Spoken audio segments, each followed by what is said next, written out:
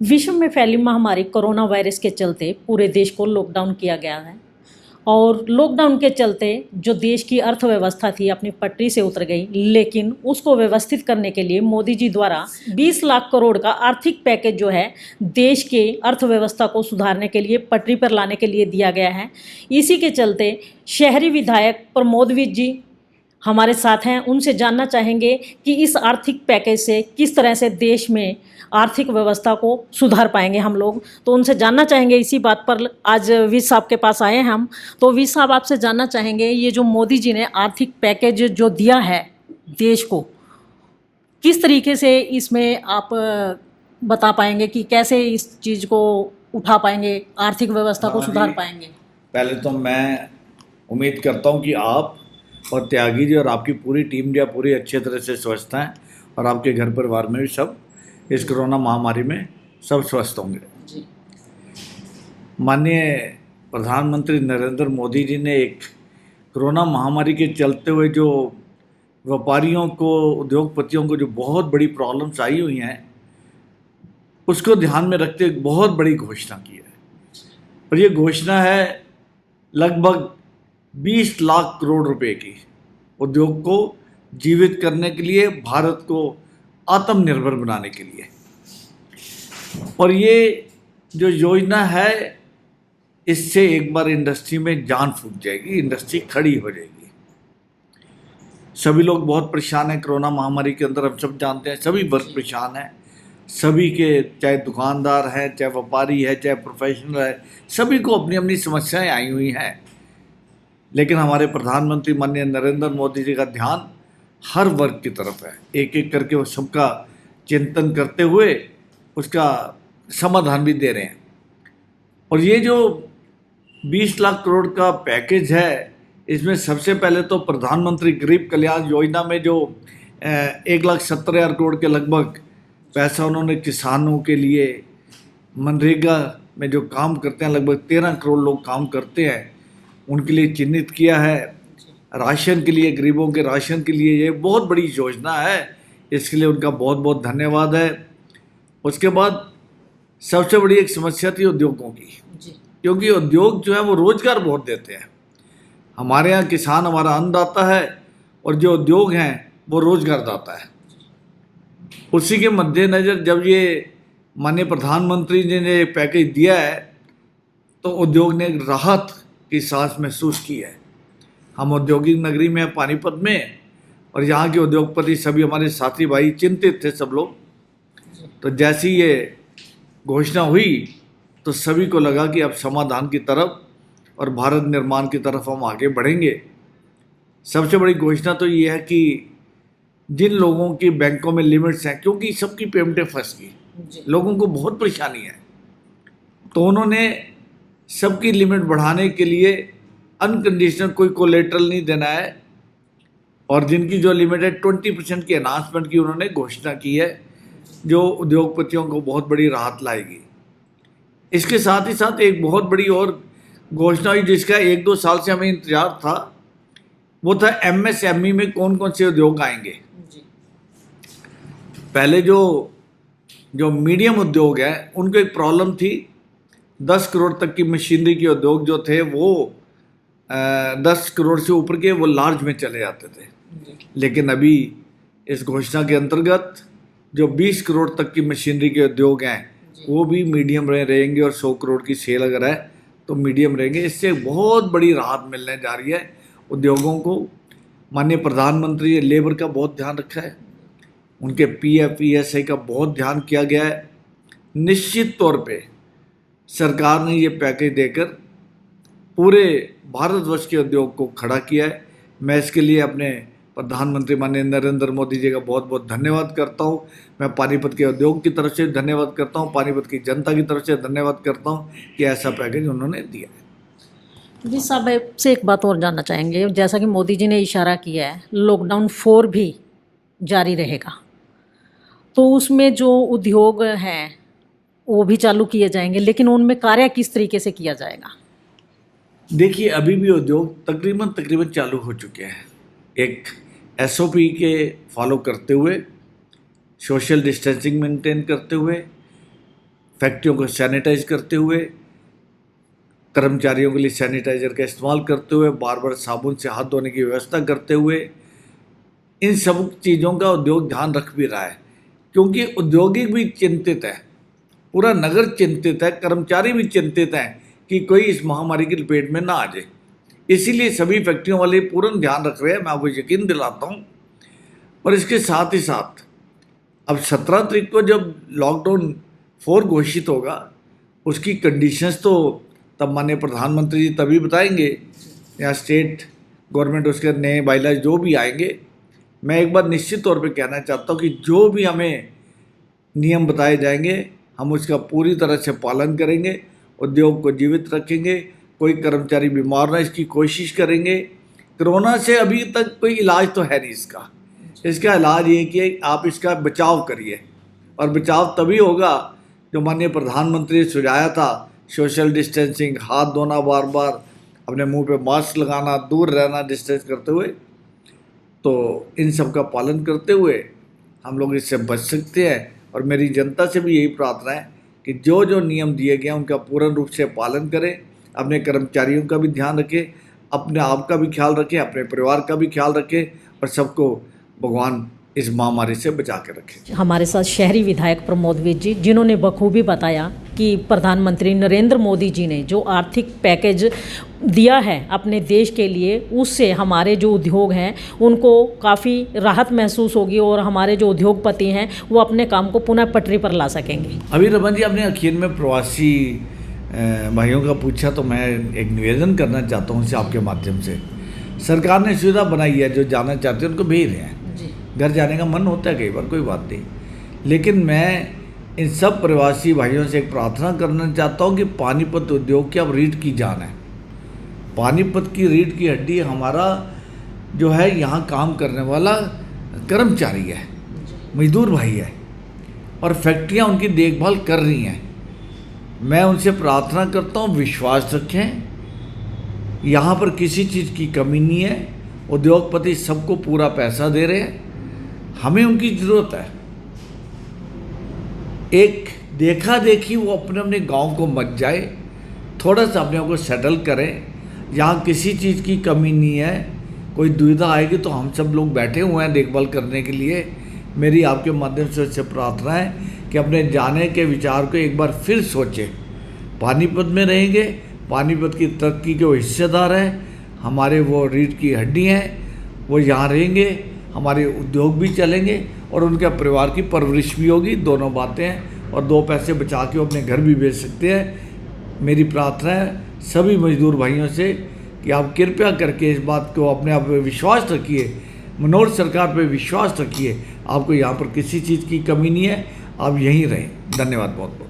एक कुछ परिवार हैं जिनके परिवार के कुछ लोग दूसरी जगह पे रह रहे हैं, और पास की उनको बड़ी दिक्कत आती है। पहली बात तो उनको इन्फॉर्मेशन ही नहीं मिलती कि पास बन कहाँ रहे हैं आधे से ज़्यादा लोग।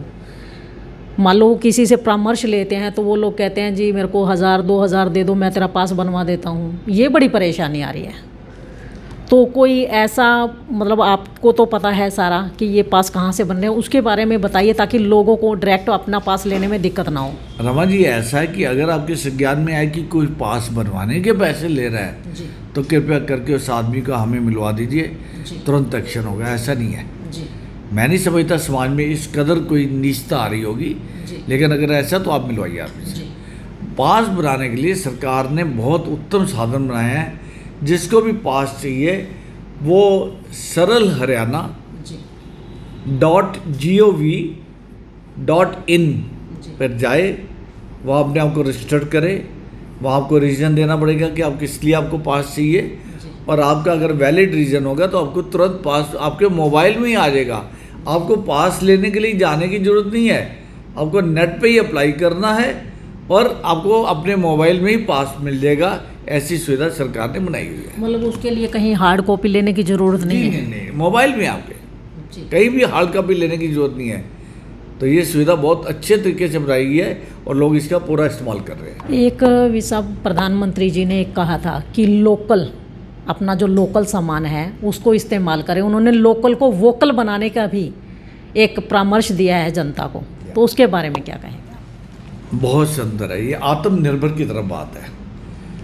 लोकल को वोकल होना ही पड़ेगा। हमें ये बात लोगों को भी बतानी पड़ेगी कि हमारे प्रोडक्ट में कोई कमी नहीं है। हमारा प्रोडक्ट दुनिया जब एक्सेप्ट करती है, जब हम इतना एक्सपोर्ट कर सकते हैं और दुनिया के लेवल जो स्टैंडर्ड्स हैं वो भी हम मेंटेन करते हैं, तो क्या वो माल भारत में एक्सेप्ट नहीं होगा? ज़रूर होगा। सिर्फ लोगों को इसके बारे में बताना है कि we are doing much better than the rest of the world, और हमारी क्वालिटी भी अच्छी है, हमारा प्राइस भी अच्छा है। Local should be more vocal.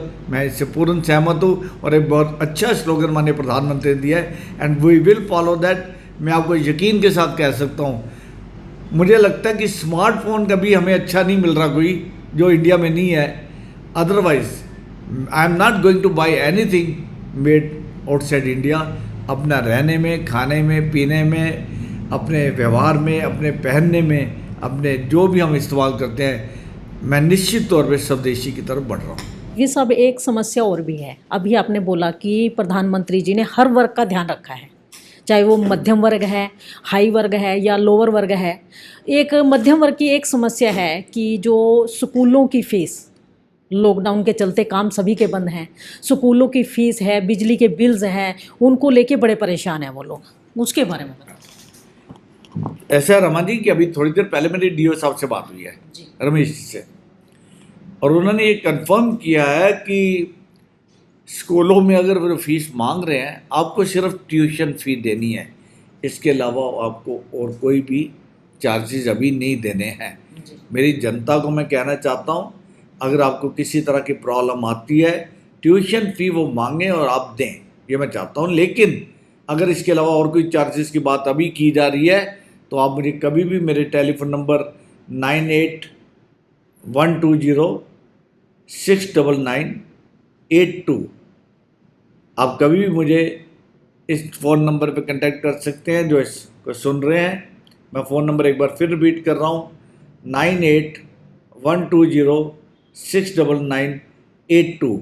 इसके अलावा मैंने रमेश जी से, डीओ साहब से अभी डिस्कस किया बुक्स के बारे में। मैंने उनसे प्रार्थना की है कि आप बुक्स को एक लिस्ट जारी करिए कि किस बुक्स का क्या रेट है। हर जगह रेट लिस्ट लगी होनी चाहिए जो अप्रूव्ड बाय डिपार्टमेंट होनी चाहिए, और सभी को ये भी राइट होना चाहिए कि उसको बुक्स स्कूल से लेनी ज़रूरी नहीं है, वो कहीं भी मार्केट से अपनी बुक्स लेने का हकदार होना चाहिए। स्कूल किसी को कंपेल नहीं करेगा कि बुक्स उसके स्कूल के अंदर से लीजिए। ऐसी पूरी चर्चा मैंने थोड़ी देर पहले की है। इसके बारे में हम जनता को ये बताना चाहूँगा, पेरेंट्स को बताना चाहूँगा कि अगर आप समस्या कोई महसूस करते हैं, मेरे ऑफिस में आजकल आप किसी टाइम भी आ सकते हैं। हमारा ऑफिस सुबह 10 बजे खुल जाता है, जीटी रोड का ऑफिस जो बस स्टैंड के बराबर में है, और शाम को 6 बजे तक खुला होता है। यहाँ मैं भी बैठा होता हूँ, और अगर किसी टाइम मैं समाज में जाता हूँ तो पीछे हमारे उपाध्यक्ष पार्टी के सुनील सोनी जी, वो पूर्णतः कार्यालय में शाम को बंद होने तक बैठे होते हैं। आप यहाँ कभी भी आ सकते हैं, कभी भी हमारे से कांटेक्ट कर सकते हैं, आपके समाधान के लिए बैठे हैं। एक जो समस्या है, प्रवासी मजदूर हैं, उनको जाने में बड़ी समस्या आ रही है। वो लोग रजिस्ट्रेशन भी करवाते हैं, लेकिन यहाँ पर उनको फ़ोन करके बुलाया जाता है, फिर कुछ लोगों को भेज देते हैं। कुछ लोग बेचारे जो अपना कमरा भी बिल्कुल खाली करके आ जाते हैं, छोड़ के आ जाते हैं, उनको रहने खाने की भी परेशानी हो जाती है और घर भी नहीं पहुँच पाते। उनके लिए क्या प्रावधान है? रमन जी, ऐसा है कि आपकी सूचना कुछ ठीक है और कुछ गलत है।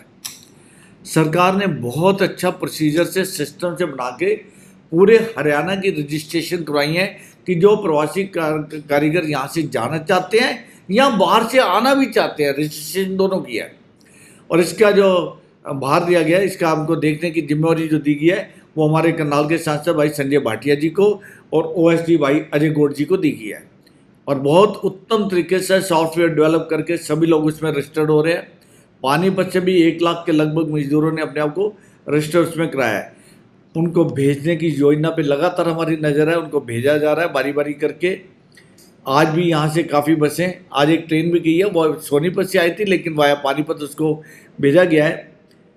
इसके साथ में एक बात और बताता हूँ आपको, लोगों को जैसे ही पता लगता है कि मान लीजिए कल बुलंदशहर की बसें जाएंगी 35 बसें, तो लोग जिनको नहीं भी कॉल किया जाता, रजिस्ट्रेशन में जिनको कॉल किया जाता है उन्हीं को आना चाहिए।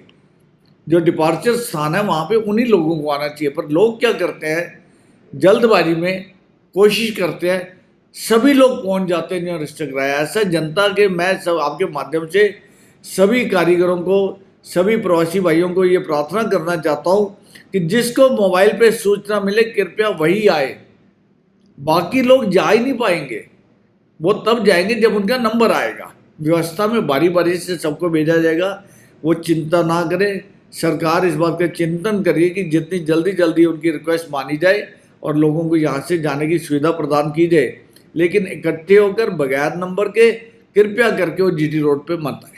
ये आपने देखा कि प्रमोद विज जी ने बखूबी बताया कि किस तरीके से उद्योगों को बढ़ावा मिलेगा इस आर्थिक पैकेज के चलते हुए, और उन्होंने मजदूर भाइयों से अपील भी की है कि जैसा कि अब उद्योग जो है अपनी पटरी पर आ रहे हैं और धीरे धीरे काम चल रहा है और अच्छा चलेगा, उनका ये मानना है कि काम अच्छा चलेगा। तो उन्होंने मजदूर भाइयों से अपनी तरफ से एक अपील भी की है कि मजदूर भाई अपने घरों पे जाने की बजाय अगर थोड़ा धैर्य से काम लें और पानीपत में रह कर के काम करें तो यहाँ पर उनका भविष्य सुखद होगा, उनके परिवार का भविष्य सुखद होगा।